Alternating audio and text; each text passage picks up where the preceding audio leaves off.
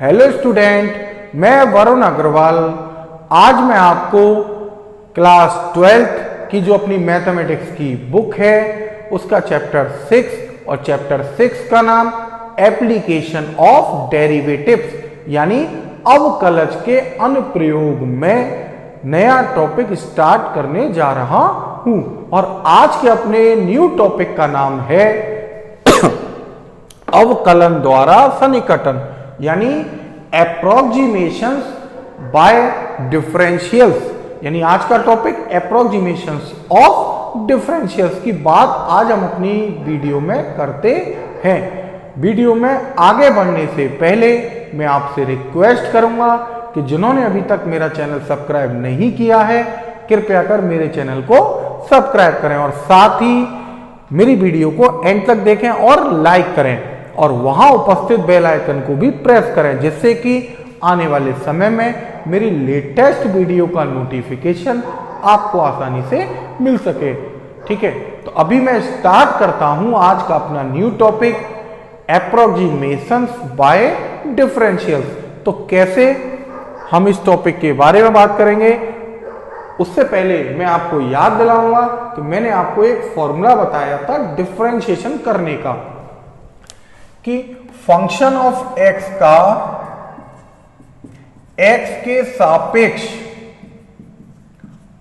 अवकलन। याद करिए क्या बताया था, फंक्शन ऑफ एक्स का एक्स के सापेक्ष अवकलन का मैंने फॉर्मूला लिखा था D D X of function of X. ये रिप्रेजेंटेशन थी किसकी, फंक्शन ऑफ एक्स की एक्स के रेस्पेक्ट में डिफरेंशिएशन। ठीक है, और फॉर्मूला आपको बताया था limit h tends to 0 into में function of x plus H minus function of x divided by h। यानी इस फॉर्मूले की हेल्प से आपको मैंने फंक्शन ऑफ x का x के रेस्पेक्ट डिफरेंशिएशन बताया था और ये फंक्शन ऑफ x का x के रेस्पेक्ट डिफरेंशिएशन की आपकी जनरल डेफिनेशन भी थी। ठीक है, अभी हम इस फॉर्मूले का यूज करते हुए इस डिफरेंशिएशन के फॉर्मूले का यूज करते हुए एप्रोक्सीमेशन वैल्यू फाइंड करेंगे। अगर मैं इस फॉर्मूले को थोड़ा सा और मॉडिफाई करूं, आपको मैंने ये भी बताया था फंक्शन ऑफ x का जब हम x के रेस्पेक्ट में डिफरेंशिएशन करते थे तो एक नई रिप्रेजेंटेशन और बताई थी, इसे हम f डैश ऑफ x से भी लिखते थे। किससे लिखते थे, f डैश ऑफ x, यानी D D X of function of x को हम f डैश ऑफ x से भी रिप्रेजेंट करते हैं। अगर इस फॉर्मूले को मैं मॉडिफाई करूं यानी h का मल्टीप्लाई उधर कर दूं, यहां से function of x plus h की वैल्यू फाइंड करूं तो function of x plus h is equal to आपके पास आ जाएगा h into F dash of x plus function of x, यानी function of x plus h is equal to h into F dash x plus function of x। इस फॉर्मूले की help से हम क्या करने वाले हैं, इस सूत्र की सहायता से यानी इस फॉर्मूले की सहायता से हम क्या ज्ञात करेंगे, सन्निकट मान ज्ञात करेंगे।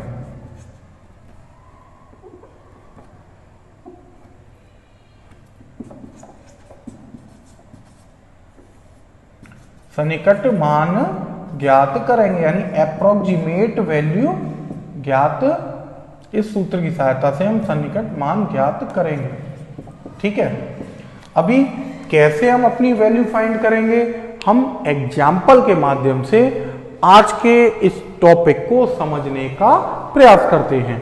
तो मैंने एक एग्जाम्पल लिया, क्या एग्जाम्पल चुना कि हमको अंडर रूट 401 की वैल्यू फाइंड करनी है। अंडर रूट में 401 है यानी इसकी वैल्यू फाइंड करनी है, यानी अगर सिंपल लैंग्वेज में बोलूं 401 का वर्गमूल ज्ञात करो अवकलन की सहायता से। अवकलन की सहायता से 401 का सन्निकट मान ज्ञात करना है, क्योंकि आप जानते हैं 401 पूर्ण वर्ग संख्या नहीं है। पूर्ण वर्ग संख्या क्या होती है, कि पूर्ण वर्ग संख्या जिसका कि हम वर्गमूल निकालें तो कोई पूर्णांक संख्या आपको प्राप्त हो। जब हम 401 का वर्गमूल निकालेंगे तो पूर्णांक संख्या आपको प्राप्त नहीं होगी, जो भी वैल्यू आएगी वो दशमलव में हमको मिलेगी। तो अभी हमको 401 का वर्गमूल ज्ञात करना है और उसका जो मान आएगा उसका सन्निकट मान ज्ञात करना है। किसकी हेल्प से? अवकलन की सहायता से, डिफरेंशिएशन की सहायता से। तो कैसे हम 401 का डिफरेंशिएशन 401 का अंडर रूट डिफरेंशिएशन की हेल्प से करेंगे, हम उसकी बात करते हैं। सबसे पहले हमको फंक्शन ऑफ एक्स मानना है। क्या मानना है? फंक्शन ऑफ एक्स, क्योंकि हमें अपने फॉर्मूले के लिए फंक्शन ऑफ एक्स चाहिए। तो फंक्शन ऑफ एक्स क्या होगा? 401 को हटाकर हमने इसको सोचा कि ये एक्स है। क्या सोचा? एक्स, और इस पर अंडर रूट लग रहा है, तो हमने फंक्शन ऑफ एक्स बराबर क्या मान लिया? Under root X. Under root X कैसे? कि हम कुछ देर के लिए इस नंबर को भूल जाते हैं जिस नंबर की हमें अंडर रूट ज्ञात करना है। तो 401 को छोड़ा और उसके प्लेस पर हमने x लिख लिया। क्या लिख लिया? x। और क्योंकि उसके ऊपर चिन्ह कैसा था? अंडर रूट का था, 1/2 पावर का था, तो हमने 1/2 यानी अंडर रूट पावर उस पर लगा ली। अगला काम, x बराबर x प्लस h रखने पर हमको क्या मिलेगा? जब हम x बराबर x प्लस h रखेंगे तो हमको function of x plus h बराबर अंडर रूट में x प्लस h मिल जाएगा। कितना मिल जाएगा? अंडर रूट में x प्लस h। जहां भी x है, x के प्लेस पर x प्लस h रख दिया। साथ ही हम इसका डिफरेंशिएशन और करते हैं। किसका डिफरेंशिएशन? फंक्शन ऑफ x का। तो हमको बताया है फंक्शन ऑफ x का differential with respect to x f dash of x होता है। अभी हम RHS का डिफरेंशियल करें, x की पावर 1/2 है, ये अंडर रूट का मतलब x की पावर 1/2, और x की पावर 1/2 का अगर मैं डिफरेंशिएशन करूंगा तो 1/2 आगे आ जाएगा, एक पावर कम हो जाएगी, यानी 1/2 इंटू एक्स की पावर 1/2 माइनस 1 अपने पुराने चैप्टर की हेल्प से। और अगर हम इसको मॉडिफाई करें और थोड़ा सा सॉल्व करें तो 1/2 इंटू में है x की पावर माइनस 1/2, और x की पावर माइनस 1/2 को हम नीचे लाएंगे, हर में लाएंगे तो x की पावर 1/2 हो जाएगी प्लस की, यानी हम इसे लिख सकते हैं 1/2 x की पावर 1/2, और इस x की पावर 1/2 को हम अंडर रूट x लिख सकते हैं। क्या लिख सकते हैं? Under root x। इस तरह से आपको f डैश ऑफ x की वैल्यू मिल जाती है। किसकी वैल्यू मिल जाती है? f डैश ऑफ x की, यानी हमने डिफरेंशिएशन करते हुए अपनी वैल्यू लिख ली। अब आज का जो अपना सूत्र है हम उस सूत्र को लिखते हैं। अपना आज का सूत्र है function of x plus h। क्या बताया है आपको? Function of x plus h is equal to h into F dash X, h into F dash of x plus function of x। कितना है? Function of x। तो हमने सबसे पहले अपना फॉर्मूले को अप्लाई किया। अब इस फॉर्मूले में हम अपनी वैल्यू लगाते हैं। Function of x plus h, उसकी वैल्यू है आपकी अंडर रूट के अंदर x plus h। Function of x plus h के स्थान पर अंडर रूट में x प्लस h रखा, इंटू में h है RHS में, h के इंटू में f डैश ऑफ x है, f डैश ऑफ x की वैल्यू है 1/2 under root x plus function of x, और फंक्शन ऑफ x का मतलब है अंडर रूट x। कितना है? Under root x। तो यहां हमने क्या किया? अभी तक की बात करें तो आपको 401 का वर्गमूल ज्ञात करना था। हमने 401 को हटाते हुए उसके प्लेस पर x लिखा और अंडर रूट था तो अंडर रूट x हो गया, जिससे कि उसे हमने फंक्शन ऑफ x माना। फंक्शन ऑफ x की हेल्प से function of x plus h निकाला, x बराबर x प्लस h रखकर, और साथ ही फंक्शन ऑफ x का डिफरेंशियल करके f डैश ऑफ x निकाला, और इन सब की वैल्यू को जो आज का फॉर्मूला है उस फॉर्मूले में हमने रख दिया है। अब हम, क्योंकि हमें 401 का वर्गमूल निकालना है तो हम यहां पर 401 बनाते हैं। LHS में हम क्या बनाते हैं 401, क्योंकि हमें 401 यानी 401 का अंडर रूट निकालना है, तो हम x प्लस h के प्लेस पर ऐसा क्या चुने, ऐसा क्या रखें कि आपका 401 आ जाए। तो x और h के प्लेस पर तो हम बहुत सारी वैल्यू रखकर 401 बना सकते हैं, पर हमें ऐसी वैल्यू रखनी है, किस तरह की, उसको ध्यानपूर्वक सुनिए। हमें x की ऐसी वैल्यू रखनी है कि जो 401 के नजदीक हो, निकटतम हो, और जिसका के आसानी से, क्योंकि इस पर सिंबल अंडर रूट का है, तो उसका अंडर रूट निकाला जा सके। फिर से रिपीट करता हूं, हमें x बराबर यहां एक ऐसी वैल्यू रखनी है जो कि इस 401 यानी 401 के नजदीक हो, और जिसका आसानी से 401 के निकटतम हो, बिल्कुल निकटतम यानी नजदीक हो, और जिसका आसानी से, ये सिंबल किसको रिप्रेजेंट करता है, अंडर रूट को, जिसका के आसानी से अंडर रूट हम जानते हो, यानी जिसका अंडर रूट क्या हो, पूर्णांक संख्या के रूप में आता हो, यानी पूर्ण वर्ग संख्या चुनते हैं। तो हम जानते हैं 401 के निकटतम संख्या जिसका के वर्गमूल हम डायरेक्टली जानते हैं 400 है। तो हमने x बराबर 400, x बराबर 400 समझ गए ना। 400 क्यों, क्योंकि हम 400 का अंडर रूट जानते हैं, कितना होता है, एक पूर्णांक संख्या, क्योंकि 400 एक पूर्ण वर्ग संख्या है और इसका वर्गमूल 20 होता है। तो हम जानते हैं x बराबर हमने 400, तो h बराबर कितना, क्योंकि हमें 401 बनाना है, यहां 400 रखेंगे तो h बराबर कितना आ जाएगा 1। तो x बराबर 400, h बराबर 1 रखने पर हमने x बराबर 400 रखा, h बराबर 1 रखा, और रखने के बाद हमको LHS में 400 प्लस 1 अंडर रूट में मिल जाएगा। RHS में बात करें तो 1/2 इंटू में अंडर रूट के अंदर 400 प्लस अंडर रूट के अंदर 400 मिल जाएगा। LHS की बात करें तो आपके पास 401 आ जाता है। RHS की बात करें तो 1 में 400 का वर्गमूल है, तो 400 का वर्गमूल यानी अंडर रूट 20 होता है। प्लस लगाते हुए आगे भी अंडर रूट में 400 है, तो 400 का अंडर रूट 20 होता है, हमने लिख दिया।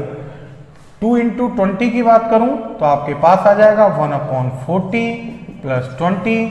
अगर मैं 40 से 1 को डिवाइड करता हूं तो कितना आएगा, 0.025। मैंने क्या किया, 40 से 1 को डिवाइड किया, और डिवाइड करने पर, भाग देने पर आपके पास 0.025 आता है।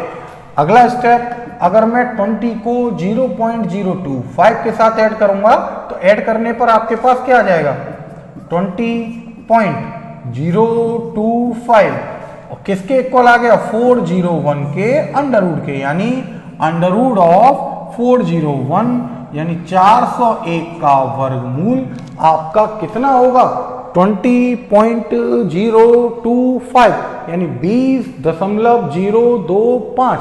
ये आपका 401 का वर्गमूल होगा।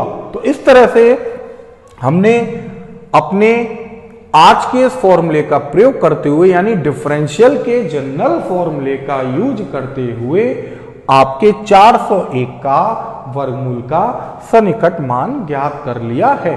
तो इस तरह से हम और भी बहुत सारी संख्याओं का सन्निकट मान इस डिफरेंशियल के फॉर्मूले से ज्ञात कर सकते हैं। अभी एक और एग्जाम्पल के माध्यम से हम आज के अपने इस टॉपिक को समझने का प्रयास करते हैं। तो आज के अपने इस टॉपिक पर आधारित एक और एग्जाम्पल है, एक गोले की त्रिज्या 7 मीटर मापी जाती है। यानी आपको एक गोला है, हमने उसकी रेडियस नापी और नापने पर आपको 7 मीटर प्राप्त होती है, जिसमें 0.03 मीटर की त्रुटि है। यानी जब हमने गोले की त्रिज्या नापी जो कि 7 मीटर मिलती है, उसमें आपकी त्रुटि है, और कितनी त्रुटि है, 0.03 मीटर की।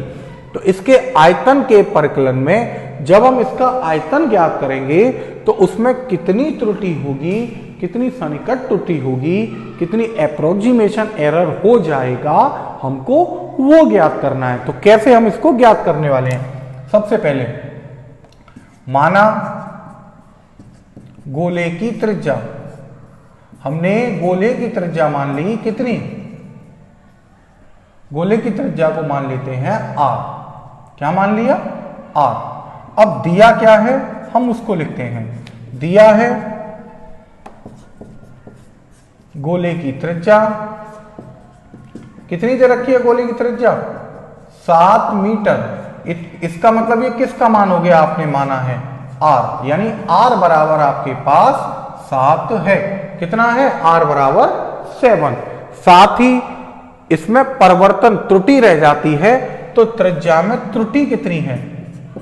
त्रिज्या में त्रुटि, तो अगर हम त्रुटि की बात करें तो आपकी त्रुटि है 0.03 मीटर की। ठीक है, तो अभी त्रुटि को हमने लिख दिया डेल्टा आर से। किससे लिख दिया?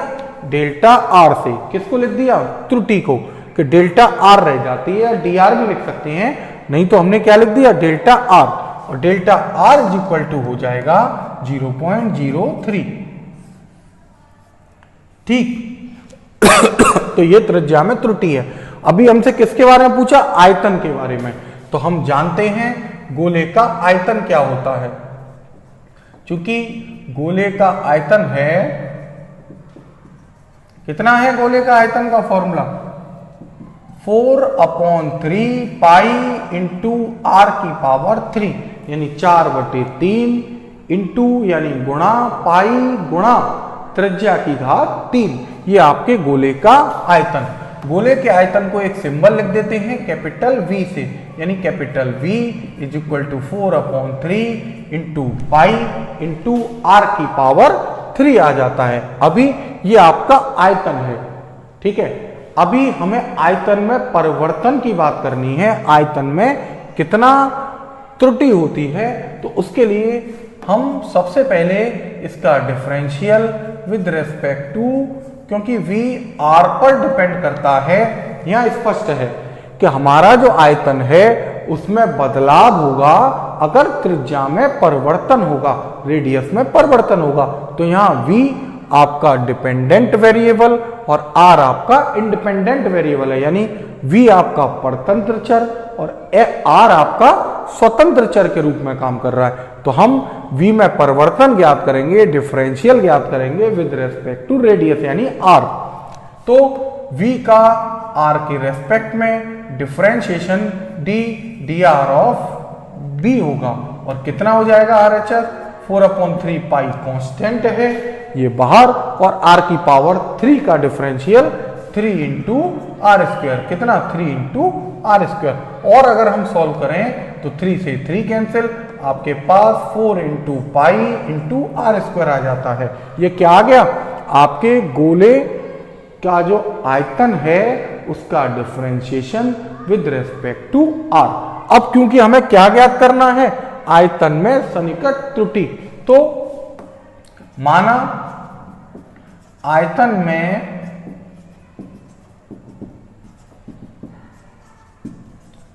सन्निकट त्रुटि हमने मान ली डेल्टा v है। जैसे त्रिज्या में त्रुटि को डेल्टा r से लिखा था, इसी तरह से हमने त्रुटि को डेल्टा b से लिख दिया। और डेल्टा v की जो वैल्यू दी जाएगी वो किस तरह से दी जाएगी?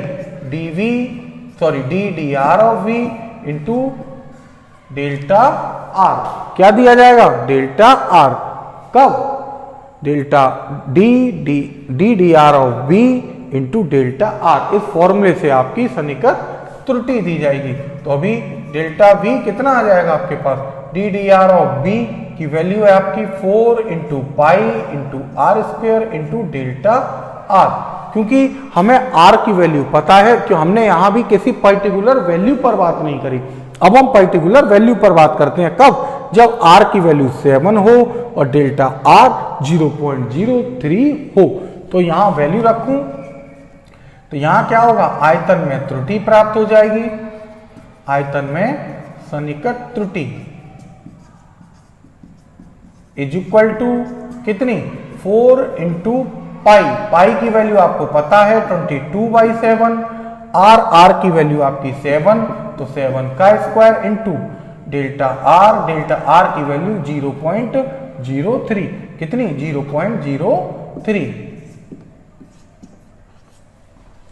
ठीक है, इसको कैलकुलेट करते हैं। 4 into 22 divided by 7 into 49 into 0.03। 7 से 49 कट करूंगा, 4 का इंटू 22 से करूंगा, आपके पास 88 आ जाएगा। यहाँ 7 इंटू 0.03 आ जाएगा। ठीक है, अगला काम 7 का मल्टीप्लाई 0.03 से करूंगा, तो आपके पास आ जाएगा 0.21, और 0.21 का मल्टीप्लाई हमने किया 88 से, तो 88 से करेंगे तो कितना आएगा 16 और 184, यानी 18.48। ठीक है, और कितना मीटर क्यूब, क्योंकि आयतन की बात हो रही है। किसकी बात हो रही है? आयतन यानी वॉल्यूम की।